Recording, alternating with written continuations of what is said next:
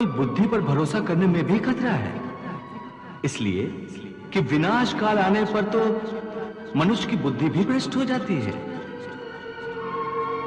अर्थात जब विपरीत समय आता है तो मनुष्य की अपनी बुद्धि ही उसे गलत रास्ते पर ले जाती है। हे मधुसूदन, मनुष्य न तो अपने मन की इच्छा अनुसार कर्म करे, न ही बुद्धि की सलाह माने, तो फिर मनुष्य बेचारा करे तो क्या करे? ऐसी स्थिति में अपनी प्रवृत्ति के विरुद्ध कोई कैसे जीवन व्यतीत करेगा? हे मधुसूदन, मुक्ति और मोक्ष का रास्ता अपनाने के लिए कोई मनुष्य अपनी प्रवृत्ति को कैसे बदल सकता है? इसका कोई तरीका मुझे बताओ। प्रवृत्ति को बदलने से पहले यह जान लेना आवश्यक है कि प्रवृत्ति कैसे बनती है। अर्थ, जो कर्मयोगी होते हैं वो आसक्ति छोड़कर कर्म की सफलता और विफलता में समबुद्धि से काम लेकर योग द्वारा परमात्मा पर आस्था रखकर कर्म करते हैं। इसे ही समत्व योगा कहते हैं। हे पार्थ, ईश्वर को समर्पण करने की भावना से किया हुआ कर्म फल प्राप्ति की कामना से किए हुए कर्म से कई गुना अधिक श्रेष्ठ है। ज्ञानी पुरुष कर्म फल की आशा किए बिना समबुद्धि योग द्वारा कर्म करते हैं और पाप पुण्य आदि भावनाओं से मुक्ति पाते हैं। पार्थ, तुम भी ऐसी भावनाओं से मुक्त हो जाओगे जब तुम समबुद्धि कर्म का आचरण करोगे। योगस्था कुरु कर्माणि संगम त्यक्त्वा धनंजय सिद्धि असिद्ध्यो समो भूत्वा समत्वम योग उच्यते। एक बात ध्यान में रखो, फल की वासना से फल पर ही दृष्टि रखकर कर्म करने वाला सकाम मनुष्य उत्तम कर्म करने पर भी कर्मयोगी नहीं हो सकता। ऐसे मनुष्य को ख्याति आदि लाभ प्राप्त हो सकते हैं, किंतु उसे परमात्मा और शांति प्राप्त नहीं हो सकती।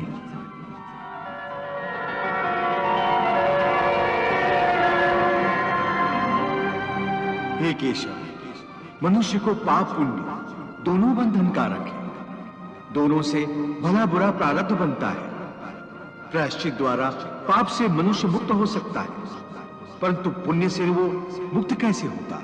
हे अर्जुन, पाप पुण्य, सुख दुख, यश अपयश आदि भावनाएं साधारण मनुष्य के लिए हैं, परंतु जो कर्मयोगी होते हैं वो इन भावनाओं से मुक्त होते हैं, आलिप्त होते हैं। कर्मयोगी अपनी अंतरात्मा की आवाज को परमात्मा का आदेश मानकर आचरण करते हैं। इसमें कहां आती है पाप पुण्य की भावना? हे पार्थ, यदि तुम मोह के अधीन हो गए हो तो निष्काम कर्मयोग कैसे अपनाओगे? तुम्हारी बुद्धि पर जो मोह के अंधकार का पटल छा गया है उसे ज्ञान के प्रकाश से हटा दो और अपनी बुद्धि को मोह के दलदल से बाहर निकालो। हे पार्थ, यदा ते मोह कलिलम बुद्धिर्व्यतितरिष्यति तदा गन्तासि निर्वेदम श्रोतव्यस्य श्रुतस्य च। हे पार्थ, मोह बुद्धि का अज्ञान होता है और इसी अज्ञान के कारण मनुष्य भौतिक आकर्षण में फंस जाता है। वो जानता नहीं कि देह तथा समस्त भोग नश्वर है, मिथ्या है। जब मनुष्य सत और असत अथवा नित्य और अनित्य का भेद जान जाता है तब वो निरासक्त हो जाता है। उसे किसी भी चीज का आकर्षण नहीं रह जाता। इसका दूसरा अर्थ है मोह का त्याग करना तथा मोह का लोप होने पर मनुष्य किसी भी प्रकार से किसी भी वस्तु की ओर आकर्षित नहीं होता। हे पार्थ, यथार्थ ज्ञान की प्राप्ति होने के बाद मोह का त्याग होता है। आत्मिक योग बल में वृद्धि हो जाती है। योग बल के कारण मन स्थिर हो जाता है।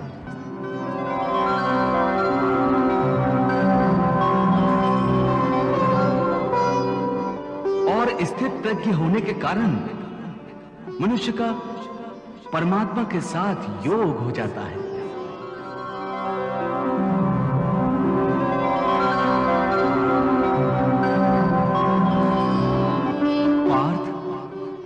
तुम भी आत्मिक योग बल द्वारा अपनी अंतरात्मा में झांककर परमात्मा को देखने का प्रयास करो। समबुद्धि कर्मयोग का आचरण करो और स्थित प्रज्ञ बन जाओ।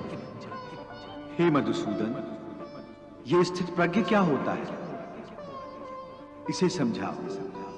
पार्थ, दुख भोगते हुए भी जिसके मन में उद्वेग नहीं होता और न ही जो सुख की लालसा रखता है तथा जिसके हृदय में क्रोध, मोह, भय आदि विकारों के लिए कोई स्थान नहीं होता, वो मनुष्य स्थित प्रज्ञ है। दुखेषु अनुद्विग्न मनाः सुखेषु विगत स्पृहा वीत राग भय क्रोधा स्थित धीः मुनिरुच्यते। हे पार्थ, स्थित प्रज्ञ महापुरुष सुख दुख प्रत्येक अवस्था में आत्मिक शांति प्राप्त कर लेता है। परम आनंद में लीन होने से ऐसे मनुष्य को दुख और सुख कभी विचलित नहीं करते।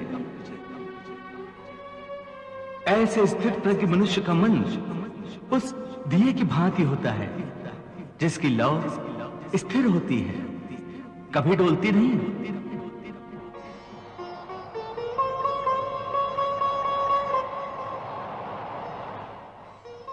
प्रभु, दिए की लौ अधिक समय तक अचल और अडोल तो रहती नहीं, वो हवा के हल्के से झोंके से भी तड़पने लगती है।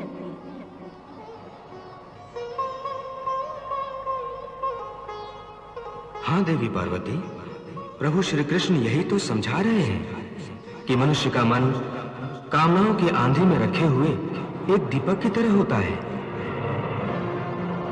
कामनाओं के तेज झोंके उस दिए की बाती को स्थिर नहीं रहने देते। प्रभु ये उपदेश दे रहे हैं कि मन को स्थिर रखने के लिए मन की कामनाओं को लगाम देना चाहिए। यदि कामना को लगाम न दी जाए तो एक कामना से दूसरी, फिर दूसरी से तीसरी कामना जन्म लेती रहती है और यह सिलसिला कभी खत्म नहीं होता। जैसे जब किसी व्यक्ति के पास घर न हो तो वो मनुष्य एक झोपड़ा की कामना करता है।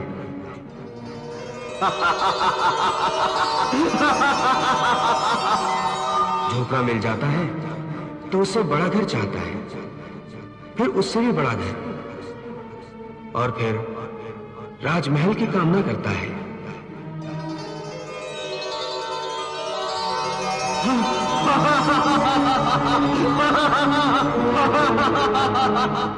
उसकी एक ही कामना असीम रूप लेकर बढ़ती रहती है। तो फिर मनुष्य इन कामनाओं को कैसे लगाम दे सकता है?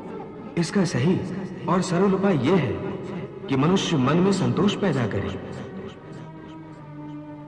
जहां जिस अवस्था में जिस क्षण में उसे संतोष प्राप्त हो जाए, वहीं उसी क्षण में प्राणी सुखी और शांत हो जाएगा। हे कृष्ण, तुम कहते हो कि स्थित प्रज्ञ बनने के लिए मन के दिए की ज्योत को स्थिर रखो, अर्थात मन को इधर उधर डोलने न दो। इसका अर्थ यह हुआ कि कर्म करते समय मन की जगह बुद्धि की बात मानो, मन को बुद्धि के अधीन रखो, यही ना? नहीं अर्जुन, केवल बुद्धि पर भरोसा करने में भी खतरा है, इसलिए कि विनाश काल आने पर तो मनुष्य की बुद्धि भी भ्रष्ट हो जाती है। अर्थात जब विपरीत समय आता है तो मनुष्य की अपनी बुद्धि ही उसे गलत रास्ते पर ले जाती है। हे मधुसूदन, मनुष्य न तो अपने मन की इच्छा अनुसार कर्म करे, न ही बुद्धि की सलाह माने, तो फिर मनुष्य बेचारा करे तो क्या करे? ऐसी स्थिति में अपनी प्रवृत्ति के विरुद्ध कोई कैसे जीवन व्यतीत करेगा? हे मधुसूदन, मुक्ति और मोक्ष का रास्ता अपनाने के लिए कोई मनुष्य अपनी प्रवृत्ति को कैसे बदल सकता है? इसका कोई तरीका मुझे बताओ। प्रवृत्ति को बदलने से पहले यह जान लेना आवश्यक है कि प्रवृत्ति कैसे बनती है। हे अर्जुन, मनुष्य जन्म से ही अपने साथ सत्व, रज और तम 3 गुणों को लेकर पैदा होता है।